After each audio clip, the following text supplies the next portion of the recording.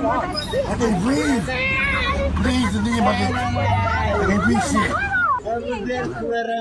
یک پلیسی با خونسردی تمام زانوشو بگذاره روی گردن یک سیاه‌پوستی و همطور نگه داره و فشار بده تا او جان بده، او التماس کنه، استغاثه کنه، اینم خونسرد بشینه روی او و فشار بده.